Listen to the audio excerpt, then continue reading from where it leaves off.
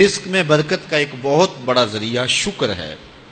ارشاد فرمایا لَإِن شَكَرْتُمْ لَأَزِيدَنَّكُمْ، اگر تم شکر کرو گے وہ تمہیں اور زیادہ عطا کرے گا، اور اگر تم شکر نہیں کرو گے وَلَئِن كَفَرْتُمْ، کفران نعمت کرو گے، إِنَّ عَذَابِي لَشَدِيدٌ، تو پھر میرا عذاب بڑا سخت ہے۔ رزق کے اضافے کا ایک اور بہت بڑا سبب انفاق فی سبیل اللہ ہے۔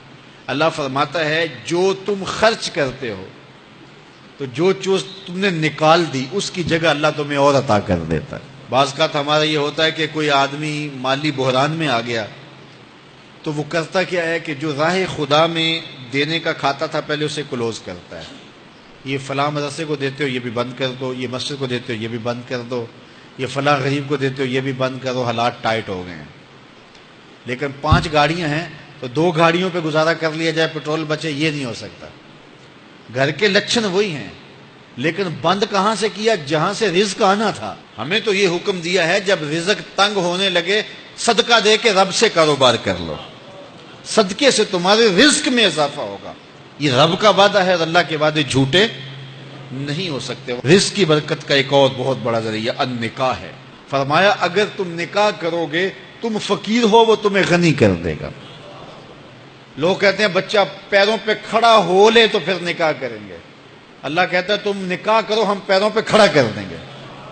ہمارا فلسفہ اپنا ہے، اس کا حکم اپنا ہے۔ وہ کہتا ہے ابھی تو یہ اپنے لیے نہیں کماتا تو جو آئے گی اس کو کہاں سے کھلائے گا؟ میاں جس نے آنا ہے اس نے اپنا رزق لے کے آنا ہے۔ تو بچوں کی شادیاں کرو، اگر وہ جوان ہو گئے رزق نصیب ہوگا۔ اپنے اہل خانہ کو نماز کے حکم دینے سے رزق بڑھتا ہے، کیونکہ جو صبح کا وقت ہوتا ہے یہ رزق کے بٹنے کا وقت ہوتا ہے، اور جس گھر میں صبح کے وقت لوگ سوئے ہوئے ہوتے ہیں وہاں بے برکتیاں ہوتی ہیں۔ تو طلوع فجر سے لے کر کے طلوع آفتاب تک اپنی اولاد کو، بیوی کو، بچوں کو نہ سونے دیں۔ اس وقت رزق بٹنے کے لمحے ہوتے ہیں۔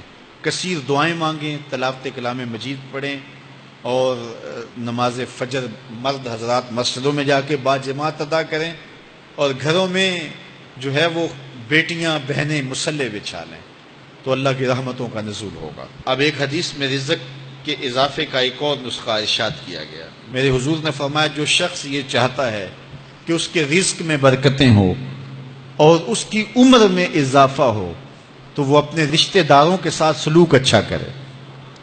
رشتہ داروں کے ساتھ اگر اچھا سلوک کرو گے تو پھر تمہارے رزق میں برکت ہو۔ غریب ہیں تو ان کی مدد کرو، ان کی بیٹیوں کی شادیاں اپنے ذمے لے لو اگر اللہ نے آپ کو وسعت دی ہے، ان کی پریشانیاں بانٹ لو، ان کا قرضہ ہے تو اتارنے کی کوشش کرو، ان کو مشکلات سے نکالنے کی کوشش کرو۔ تم ان کو مشکلات سے نکالو گے اللہ تمہیں مشکلوں سے نکالے گا۔ تمہارے رزق میں بھی برکتیں ہوگی اور تمہارے مال میں بھی برکتیں ہوں۔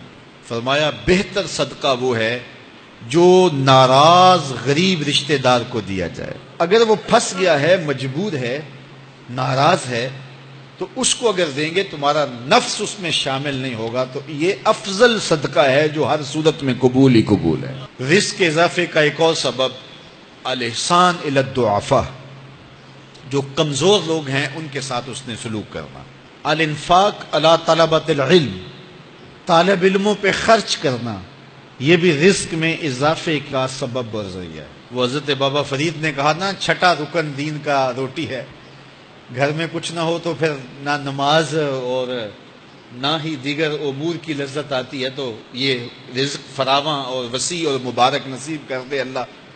تو اس کے لیے ایک اور وظیفہ میں دیتا ہوں، اور وہ یہ کہ مغرب کے بعد 21 مرتبہ سورۃ الکوثر پڑھ لیں، کثرت ہو جائے گی انشاءاللہ۔ اول خدوشی پڑھ لیں، 5-7 منٹ لگتے ہوں گے، تو سورہ کوثر 21 مرتبہ روزانہ مغرب کی نماز کے بعد پڑھیں۔ اور اگر بہت زیادہ مسائل ہیں تو ہر نماز کے بعد پڑھ لیں، تو انشاءاللہ آپ دیکھیں گے کہ گھر میں برکتیں اترتی محسوس ہوں گی، انوار کا نزول ہوتے محسوس کریں گے۔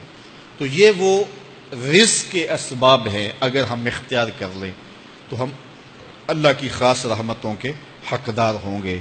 اللہ ہم سب کو رزق حلال، رزق وسیع، رزق سہل، رزق مبارک، رزق فراواں نصیب فرمائے۔